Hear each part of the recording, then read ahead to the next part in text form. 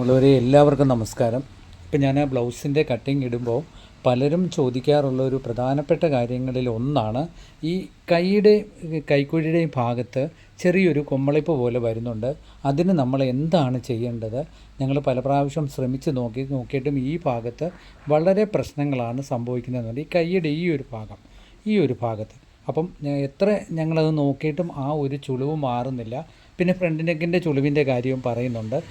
അതെങ്ങനെയാണ്, അതിൻ്റെ ഒരു വീഡിയോയും കൂടെ ഞങ്ങൾക്കൊന്ന് ചെയ്തു തരുമോ എന്ന് പ്രത്യേകം ചോദിച്ചായിരുന്നു.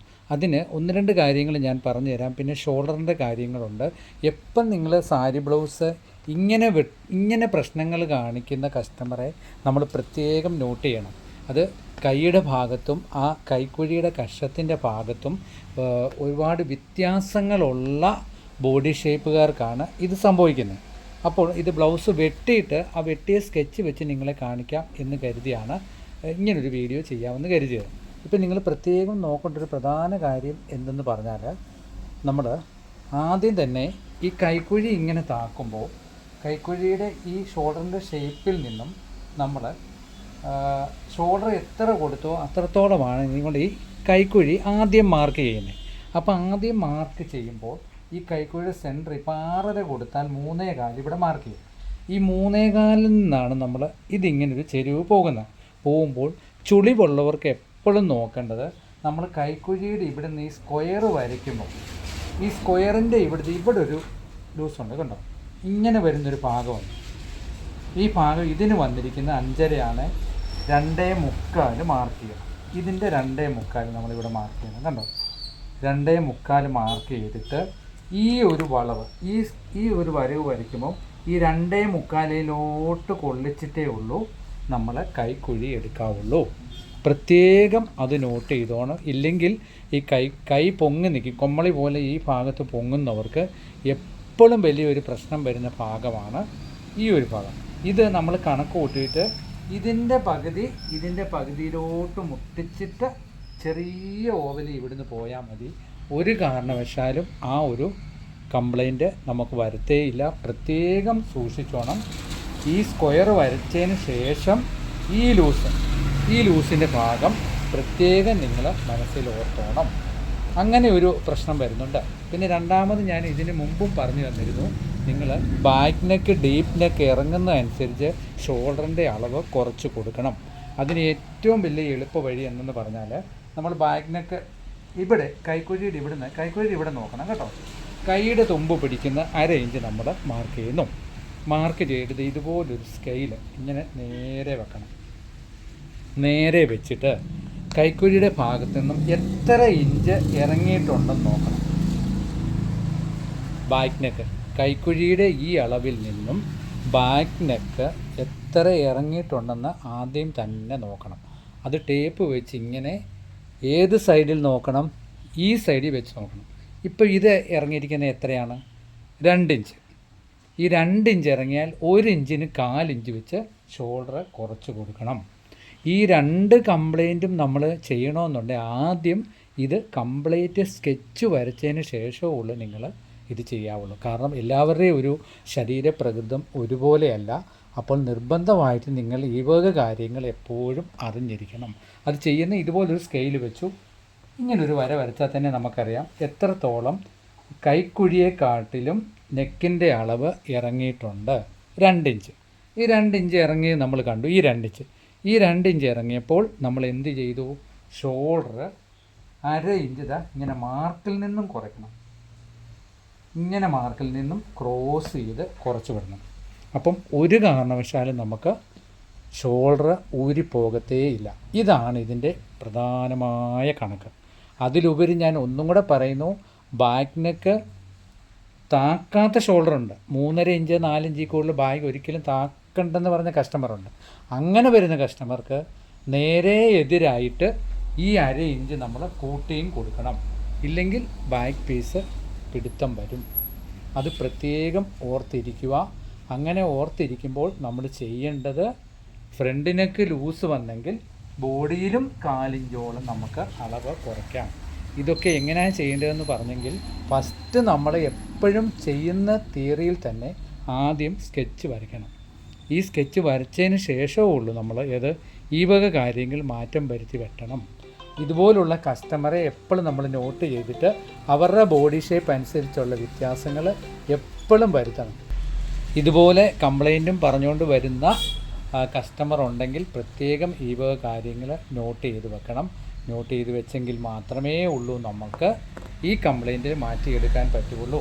അതുപോലെ നിങ്ങൾ ബൈക്കിൻ്റെ കൈ വെട്ടുമ്പോൾ കൈയുടെ ഇതുപോലെ കംപ്ലൈൻറ്റ് വരുന്നവരുടെ കൈ എപ്പോഴും നമ്മൾ ഒരുപാട് വലിയ ഷേപ്പുകൾ കൊടുത്ത് വെട്ടാതിരിക്കാൻ പ്രത്യേകം ശ്രദ്ധിക്കണം.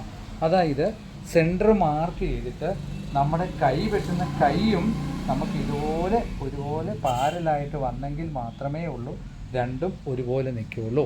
കൈയുടെ ഭാഗത്തും നമുക്ക് ഒരുപാട് ഷേപ്പുകൾ ക്രോസ് ചെയ്ത് വരരുത്. അപ്പോൾ അതും പ്രത്യേകം നിങ്ങൾ ഓർമ്മയിലിരിക്കണം. കൈ വെട്ടുമ്പോഴും കൈയുടെ ഈ സെൻറ്റർ ഭാഗം ഇത് കണ്ടോ, ഇങ്ങനെ നിങ്ങൾ സെൻറ്റർ നോക്കണം. സെൻറ്റർ നോക്കുമ്പം ഇത് 9.5 ആണെങ്കിൽ 4.5 ഇതിവിടെ മാർക്ക് ചെയ്യണം. ഈ 4.5-യിൽ തന്നെ എന്ത് വരണം? നമ്മുടെ ഫ്രണ്ട് കുഴിച്ച് വെട്ടിയ ഭാഗം വരണം. അത്രയും ഫ്രണ്ട് കുഴിച്ച് വെട്ടുന്നതിൻ്റെ സെൻറ്റർ ഈ 4.5. ഇതാണ് ഈ കൈയുടെ സെൻറ്റർ പോർഷൻ എന്ന് പറയുന്നത്.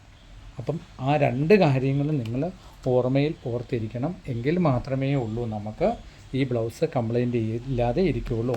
പിന്നെ എപ്പോഴും ഞാൻ കട്ടിങ്ങിൽ പറയുന്ന ഒരു കാര്യമാണ്, നിങ്ങൾ എപ്പോഴും ബ്ലൗസ് നമ്മൾ പറഞ്ഞ കണക്ക് പ്രകാരം വെട്ടുമ്പോൾ ഇങ്ങനെ ബാക്ക് പീസിലേക്ക് ഫ്രണ്ട് പീസ് വെച്ചിട്ട് ഡാട്ട് ഇവിടെ കൈ കൊണ്ടൊന്ന് കൊള്ളിച്ച് വെക്കണം.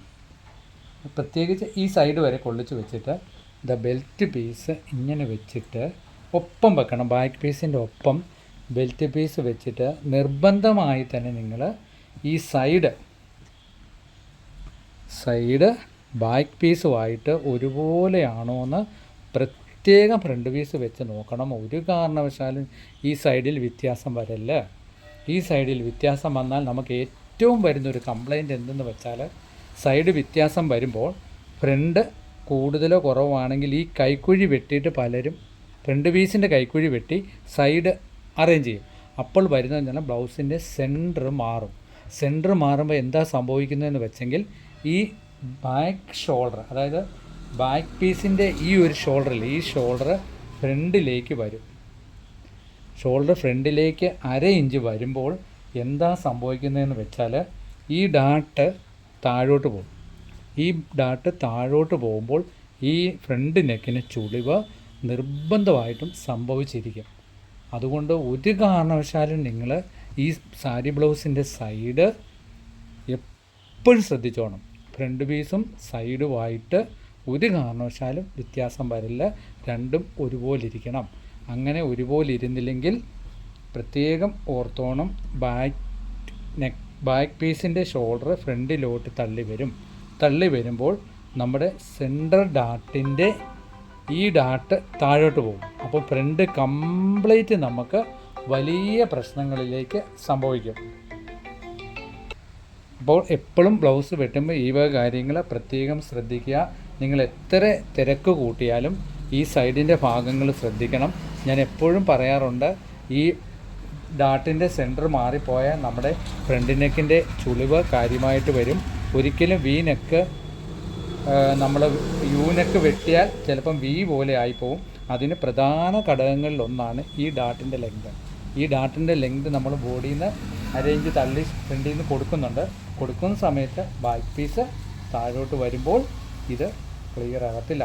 പ്രത്യേകിച്ച് റെയർ മെഷർമെൻറ്റുകാർക്ക് നിങ്ങൾ വളരെയധികം കാര്യമായിട്ട് ഈ വക കാര്യങ്ങൾ ശ്രദ്ധിക്കണം. അത് പ്രത്യേകം എത്ര തിരക്കാണെങ്കിലും ബുക്കെ കുറിച്ചിട്ടിട്ട് ഈ പ്രധാനപ്പെട്ട കാര്യങ്ങൾ നമ്മൾ ശ്രദ്ധിച്ച് സാരി ബ്ലൗസ് വെട്ടാവുള്ളൂ. വെട്ടുമ്പോൾ പ്രത്യേകിച്ച് ഈ കണക്കും കാര്യങ്ങളും എഴുതിയിടുകയും ഒപ്പം ചെയ്യേണ്ട എന്തെന്ന് പറഞ്ഞാൽ നിങ്ങൾ ഈ കാര്യങ്ങൾ വ്യക്തമായിട്ട് കുറിച്ച് വെക്കണം. ഇപ്പോൾ ഏതൊരു കസ്റ്റമർ വന്നും ഇതുപോലെ വ്യത്യസ്തമായിട്ടുള്ള ഒരു കാര്യം പറയുമ്പോൾ അവരുടെ മെഷർമെൻറ്റ് എത്രത്തോളം നമ്മൾ കണക്ക് കൂട്ടിയെടുക്കണം. അവരെ ഒരു കാരണവശാലും ആ കസ്റ്റമറെ നമ്മൾ ഒഴിവാക്കാൻ പാടില്ല. അവരിൽ നിന്നേ ഉള്ളൂ നമുക്ക് കാര്യങ്ങൾ പഠിക്കാൻ പറ്റുള്ളൂ. പഠിച്ചതിന് ശേഷം നമ്മൾ അവരോട് മറ്റുള്ളവർക്ക് നമുക്ക് ആ അറിവ് പകർന്നു കൊടുക്കാൻ സാധിക്കും. അതുകൊണ്ട് പ്രത്യേകം നിങ്ങൾ ഈ വണ്ണമുള്ളവർ വരികയോ ഇങ്ങനെ പ്രശ്നങ്ങളായിട്ട് വരികയും ചെയ്യുന്ന ആൾക്കാരെ ഒഴിവാക്കാതെ അവരോട് കാര്യങ്ങൾ പറഞ്ഞ് മനസ്സിലാക്കി നമ്മൾ ചെയ്തു കൊടുക്കാൻ എപ്പോഴും ശ്രമിക്കണം. ചെയ്ത് കൊടുക്കാൻ ശ്രമിക്കുക. എന്നിട്ട് അവരോടും കാര്യങ്ങൾ പറയാം. മറ്റുള്ളവരെ അപേക്ഷിച്ച് നിങ്ങളുടെ ബോഡിയിൽ ഇങ്ങനൊരു വ്യത്യാസമുണ്ട്, അതുകൊണ്ട് നമുക്ക് ഇന്ന രീതിയിൽ ചെയ്ത് നോക്കാം, നിങ്ങൾ സഹകരിക്കണമെന്ന് പറഞ്ഞിട്ട് അങ്ങനെ ചെയ്ത് തയ്ച്ച് കൊടുത്തിട്ട് അവരുടെ കംപ്ലയിൻറ്റ് മാറ്റി വയ്ക്കുകയും ഒപ്പം ഈ റെയർ മെഷർമെൻ്റ് ഉള്ളവരുടെ ഒരു പേപ്പർ സ്കെച്ച് നിങ്ങൾ ചിലപ്പം 1 മണിക്കൂർ മെനക്കെട്ടായിരിക്കും നമ്മൾ ഇവരുടെ ഒരു ബ്ലൗസ് വെട്ടിയെടുക്കുന്നത്. വെട്ടിയിട്ട് ആ ഒരു പേപ്പർ സ്കെച്ചിൽ എടുത്ത് വെക്കുകയും പിന്നീട് ഈ കസ്റ്റമർ വരുമ്പോൾ ആ പേപ്പർ സ്കെച്ച് ഉപയോഗിക്കുകയും ചെയ്യുക. അപ്പോൾ ഇത്രയും കാര്യങ്ങൾ നിങ്ങൾക്ക് മനസ്സിലായി എന്ന് വിശ്വസിക്കുന്നു. അറിവുകൾ മറ്റുള്ളവർക്ക് പകർന്നു കൊടുക്കുക. വീഡിയോ ഇഷ്ടപ്പെട്ടാൽ ഷെയർ ചെയ്യണം, കമൻറ്റ് ചെയ്യണം. എല്ലാവർക്കും എല്ലാ നന്മകളും നേർന്നുകൊണ്ട് നിർത്തുന്നു. നന്ദി, നമസ്കാരം. താങ്ക്